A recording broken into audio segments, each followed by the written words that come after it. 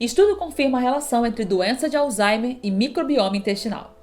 Pandora vírus. O que são os misteriosos micro-organismos e por que alguns cientistas duvidam que eles sejam vírus? Sistema imune de mulheres responde melhor à Covid-19, afirma estudo. Essas e outras notícias você acompanha aqui no Jornal Mais Ciências, edição de novembro.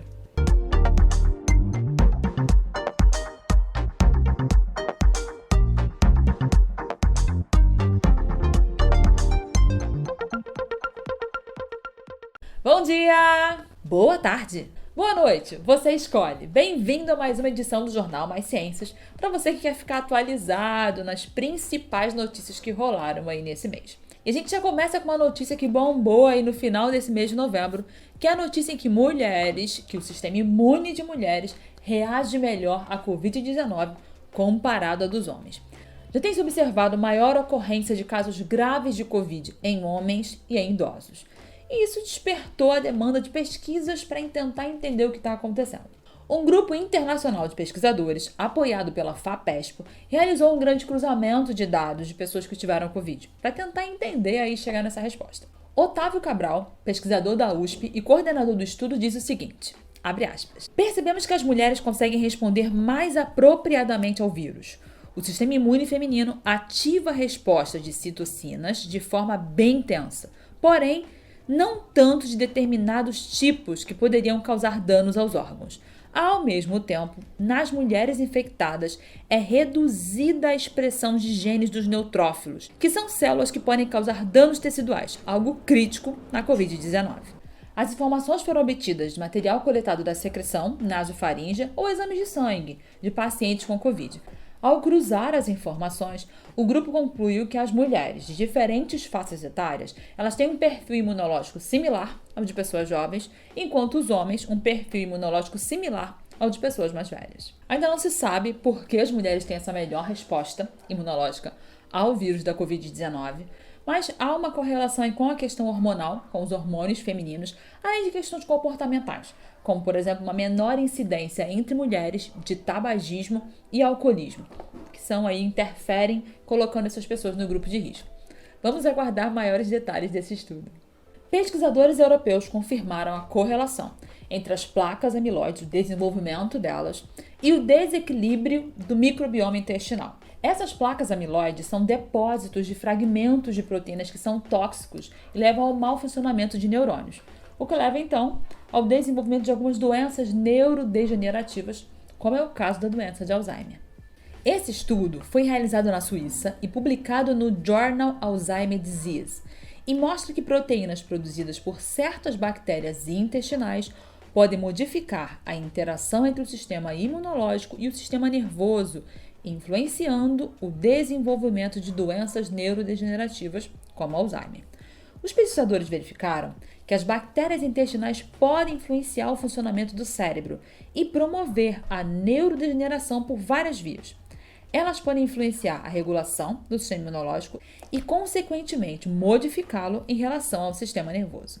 Essa foi uma notícia que caiu de forma bem forte na comunidade científica, porque são muitos os casos das pessoas com doença de Alzheimer. Então, tentar entender as causas e até mesmo, quem sabe, medidas para preveni-las, com certeza cai muito bem para todos nós. E ainda falando sobre vírus, você já ouviu falar do tal Pandora vírus? Ele recebeu esse nome em homenagem à caixa de Pandora, aquela caixa misteriosa da mitologia, onde saem muitas coisas que não se sabe bem quais. Por quê? Ele é um micro-organismo que ele é classificado aí no grupo dos vírus gigantes, porque ele tem um tamanho muito maior do que os vírus comuns, chegando até o tamanho de uma bactéria e sendo possível até vê-lo em microscópio óptico, o que é uma coisa bem comum para os vírus. Mas há um debate sobre se ele seria o mesmo vírus. Liderado pelo Instituto de Infecções do Hospital Universitário Mediterrâneo, na França, um estudo lança um debate científico sobre se o Pandora vírus são um tipo de vírus ou se estamos lidando com um grupo biológico ainda não caracterizado. Especialistas dizem que são necessárias muitas pesquisas mais para saber se de fato é necessário outra classificação biológica. Então aí por que essa dúvida, né? Se são vírus, não são vírus? Eles são bem grandões. Eles podem ter a capacidade de produzir a própria energia, o que já quebra bastante a ideia do vírus como um parasita que só sobrevive demandando de outras, da célula que ele parasitou, né? Mas por que esse debate, né? São vírus, não são?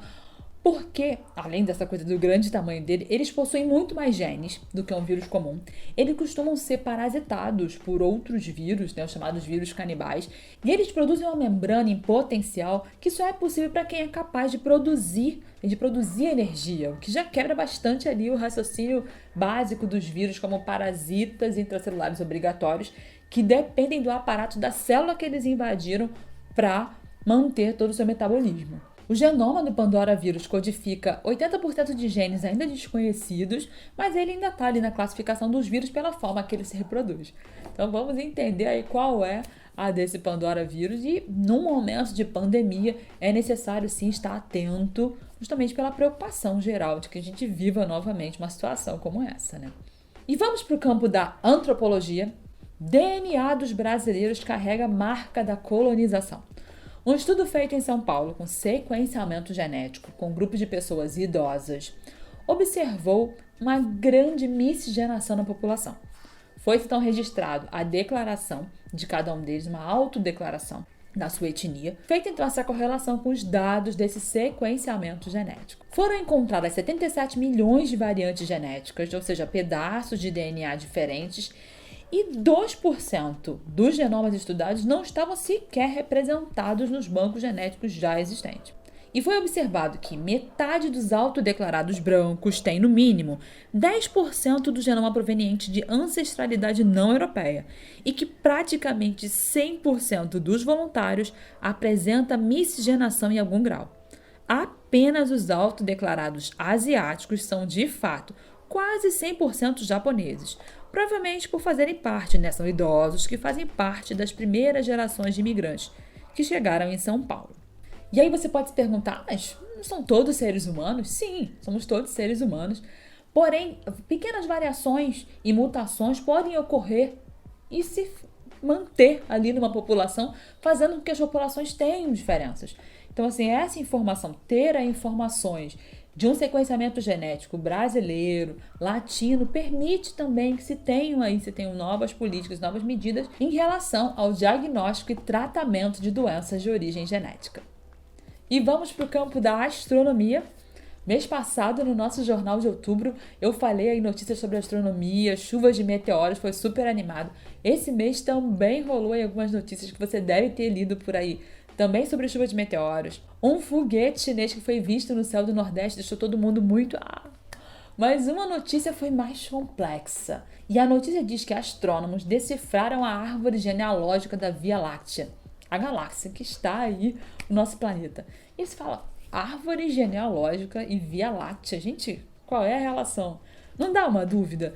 E para explicar para a gente esse assunto, eu convido a nossa correspondente internacional, diretamente da Espanha, a astrofísica Paty Cruz. Olá, eu sou Patrícia Cruz e eu sou astrofísica. Vamos entender então um pouquinho mais sobre essa pesquisa que deu origem à notícia, né? Um dos objetivos principais dos pesquisadores aqui era conhecer o histórico de formação e evolução da nossa galáxia Via Láctea. Para isso eles usaram métodos computacionais muito poderosos. Primeiro, para a gente poder entender o que acontece aqui, a gente precisa entender os processos que envolvem a formação e a evolução de galáxias, como, por exemplo, as colisões que ocorrem entre galáxias, que a gente chama de canibalismo. Então, ao estudar outras galáxias, astrofísicos conseguem reproduzir as observações através de modelos e de simulações computacionais. E para a gente poder entender o que se passa na nossa galáxia é um pouco mais complicado, porque a gente está dentro dela, a gente faz parte dela. Então, para a gente poder entender, a gente tem que usar alguns traçadores, alguns indicadores que nos vão ajudar a recuperar esse histórico. Então, por exemplo, como em arqueologia, se estuda fósseis para então conhecer o processo de evolução e esse histórico, essa linha do tempo de evolução das coisas que aconteceram na Terra. Existe esse tipo de estudo também que se faz para conhecer o histórico da evolução de galáxias e da nossa Via Láctea. Então, em lugar de fósseis, claro, a gente usa outros traçadores, outros indicadores dessa linha do tempo, dessa evolução.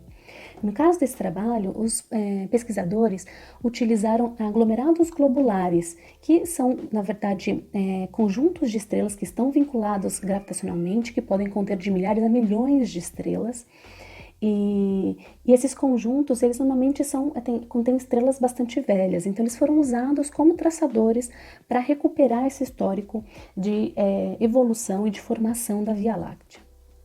Como resultado, então, os pesquisadores eles conseguiram remontar um histórico de colisões da nossa galáxia e apresentaram no seu artigo um conjunto de parâmetros dessas galáxias que não só teriam colidido com a Via Láctea, mas também teriam sido incorporadas a ela, dando então a configuração atual que a gente conhece como sendo a Via Láctea.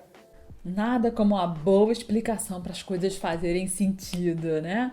Obrigado, Paty. E vamos para o campo da ecologia. Sabe o que foi observado num estudo de longo prazo, um estudo americano, de mais de 35 anos? Que pássaros têm desaparecido de áreas preservadas da Amazônia e que a resposta para esse desaparecimento podem ser por razões externas àquela região. Não é curioso? A gente tende a pensar assim, poxa, vão ter aí redução de populações, perdas de espécies em locais mais ameaçados, né, com muita interferência humana, mas imagina locais super preservados, com pouquíssima ou nenhuma interferência humana. E fazendo esse acompanhamento, essa análise com diferentes espécies de pássaros nos últimos anos, observar-se justamente um decréscimo, uma queda nessas populações. É curioso, né? A possível causa encontrada seria as mudanças climáticas, já que essa perda de biodiversidade está ocorrendo mesmo sem a perda da paisagem local, o que é muito preocupante.